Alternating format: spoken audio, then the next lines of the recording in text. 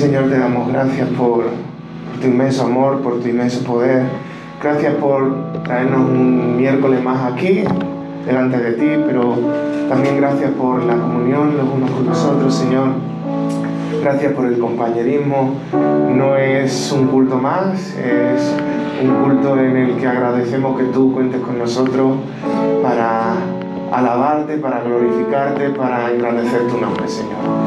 Te pedimos que en todo momento tú seas glorificado y que nosotros cada vez seamos más pequeños y tú seas cada vez más ensalzado, Padre.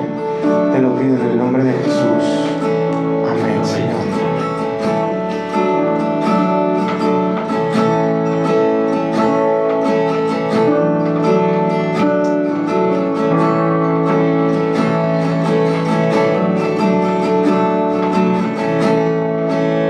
Si abatido y dolido estás y cansado del peso cargar, Cristo nos llama.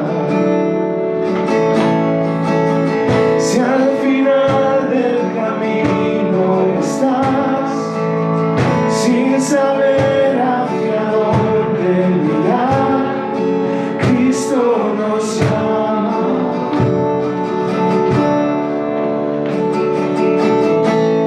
Delante su trono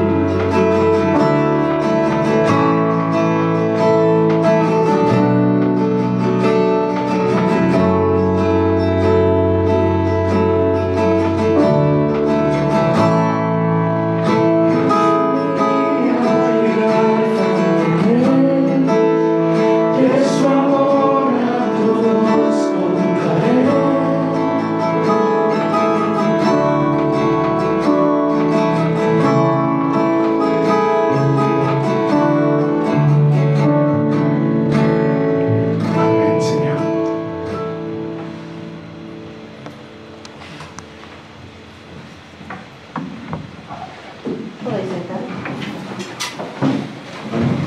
Vamos a disponer nuestros corazones para escuchar la palabra que en esta mañana va a ser compartida por el hermano Dwayne.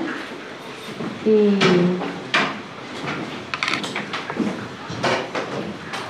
Luis, ¿quieres orar por el hermano, por favor? Sí.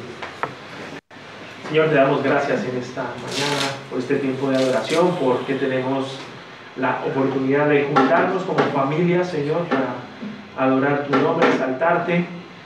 Gracias por la palabra que has puesto en el corazón de nuestro hermano y profesor y pastor Dwayne.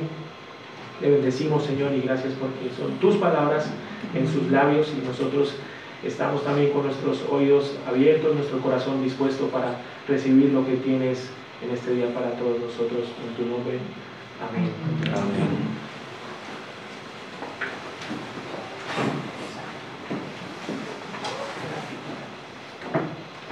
Uno de los problemas en la iglesia es herejía. Qué palabra más interesante, ¿verdad? Que viene del griego, y después de esta palabra no hablo más del griego, viene del griego de escoger o elegir. Y en la iglesia primitiva, en la iglesia apostólica, era un problema. Y sabemos que Pablo tenía que enfrentarse con este problema, especialmente con los judaizantes, que decían que para uno que era gentil, ser siervo, creyente en el Señor Jesucristo, tenía primero que hacerse judío. Y Pablo lucha en contra de esta gente con sus palabras. Pero lo que me llama la atención de Filipenses 1 es que Pablo no denuncia herejía. No denuncia herejía. Pablo está encarcelado, pensamos en Roma, habrían otras posibilidades. Y él está escribiendo esta carta a una iglesia muy querida, una iglesia muy amada, la primera iglesia que él había sembrada en Europa.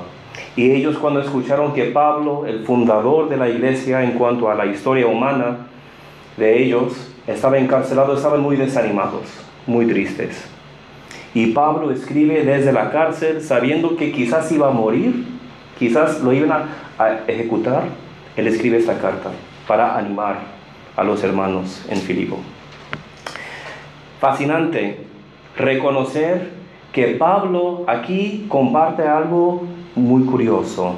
Él dice que hay gente que está predicando el evangelio, que van en contra de Pablo, pero él, ¿cuál es su actitud? Él dice, bueno, están predicando el evangelio, pero están en contra de mí, entonces son malos. Dice que no son sinceros, que el motivo que tienen está mal. Pero ¿qué es lo que dice Pablo después de reconocer? Está compartiendo la tribulación que está pasando en la cárcel, ¿verdad? Con estos hermanos. Y él dice, pero aún así, doy gracias y me regocijo porque el evangelio está siendo proclamado. En la iglesia y en el ministerio, voy a compartir personalmente, no he tenido que enfrentarme muchas veces con la herejía, pero lo que sí he tenido que enfrentarme con a través de los años son los problemas interpersonales, las relaciones adentro de la iglesia con gente que son relaciones que no son saludables, no están bien, no se caracterizan como se debería de hacer por amor y caridad, y no. Y es lo que vemos con Pablo aquí. Pablo no denuncia a esta gente por tener la doctrina mal. La doctrina que tienen está bien. Ni tampoco los denuncia por tener algún pecado grave y escandaloso, que también lo sabemos que en otras partes él lo hace, en Corintios especialmente. Entonces, al parecer, la doctrina de estos hermanos está bien y la vida ética está sin ningún problema grave. Pero aún así, no están en paz con Pablo, juzgan a Pablo. Pero aún así, en vez de permitir que esto agobie su corazón, Pablo dice que yo me regocijo. Entonces yo quería ver este capítulo, el primer capítulo de Filipenses, y preguntarnos qué podemos aprender del ejemplo de Pablo, para que nosotros también, ahora y en el futuro, cuando tengamos relaciones con hermanos creyentes, pero que no son relaciones buenas, que podemos nosotros regocijarnos en el Señor, como lo hizo Pablo. Y nosotros ni estamos encarcelados, ¿eh? La primera cosa que me llama la atención es que Pablo ha pensado, ha meditado en la naturaleza del problema. Y él ha llegado a la conclusión de que el problema no estaba con él, sino con el corazón de estos hermanos y hermanas. Es el primer paso. Hay que tomar tiempo para meditar, para orar, quizás para buscar consejo de algún otro hermano que tiene sabiduría, y tratar de discernir de dónde viene este problema, por qué esta relación está rota, está quebrantada. Me imagino que Pablo tendría la madurez, si él realizase que el problema estaba con él, de ir a pedir perdón, ¿verdad? Pero en este caso Pablo dice, el problema no está conmigo. Es triste, pero adentro de la vida de la iglesia, hasta con otros ministros de la iglesia, otros líderes de la iglesia, vamos a encontrar de vez en cuando, ojalá no mucho, que simplemente no tenemos una relación caracterizada por el ágape de Cristo, y que a veces no hay nada que nosotros podemos hacer para repararlo. Esto parece ser la ocasión y la situación de Pablo. Pero la primera cosa que podemos aprender de su ejemplo es meditar y tratar de entender qué es lo que está pasando. Y si la culpa está con nosotros, pues hay que ir a pedir perdón. Pero a veces la culpa no está con nosotros. Es simplemente un problema de personalidad, o quién sabe qué. Hay muchos diferentes tipos de problemas. La segunda cosa que podemos aprender de Pablo, lo vemos en el primer versículo. Pablo y Timoteo, ¿verdad? Me encanta eso. Pablo y Timoteo. Me imagino que Timoteo podría haber dicho, ay, no tienes que poner mi nombre, es que todo el mundo te conoce a ti, ¿verdad? Pero Pablo y Timoteo. Pablo no estaba ahí en el ministerio solo. No estaba solo. Hermanos y hermanas, nosotros siempre tenemos que tener a alguien, sea alguien que conocemos desde hace muchos años o un amigo nuevo, con el cual o con la cual compartir nuestros sufrimientos y dificultades en el ministerio. He conocido a través de los años a hombres y mujeres, más que todo hombres, que piensan que yo tengo este ministerio. Dios me dio este ministerio. Yo me encargo de hacer todo. Lo haré solo. Eso no sirve. Eso no vale. Quizás se puede hacer durante algún tiempo, pero a largo plazo no se puede. Y déjame sugerir una cosa más, que no está en el texto, pero viene de mi experiencia. Entonces no lo tienen que aceptar. Si tienes esposa o esposo, es muy bueno, es una bendición. Pero recomiendo tener a alguien más allá de simplemente tu esposo o esposa, para poder compartir las dificultades, los retos del ministerio con ellos. Y Pablo lo tenía. Pablo tenía a Timoteo y a otros compañeros que conocemos muchos de sus nombres de otra literatura paulina. Es un segundo punto. Y el tercero es recordar de quién es el reino. De quién es el reino. Me encanta la doxología que concluye el Padre Nuestro. ¿Cómo va? Porque tuyo es el reino y el poder y la gloria. Es que esa es una frase tan sencilla que creo que lo decimos o lo leemos y no realizamos qué tan profundo es. Pero cada año regreso a esta doxología, esta palabra de doxa, palabra de glorificar a Dios. Tuyo es el reino. Y Pablo no se agobia mucho porque él sabe que el reino no es de Pablo, ¿verdad? Y lo anuncia claramente muchas veces. Jesucristo es el Salvador, Jesucristo es el Señor. Y porque Pablo sabe que él no está construyendo un reino para sí mismo, sino para Jesucristo, él puede tener paz en su corazón, aun cuando hay estos hermanos. Y podemos imaginar que probablemente algunos de estos hermanos en esta ciudad habían conocido a Pablo y quizás algunos de ellos habían escuchado el Evangelio de Pablo. No es improbable esta posibilidad, pero ahora ya estaban en contra de Pablo. Probablemente veían a Pablo y decían: este hombre está en la cárcel.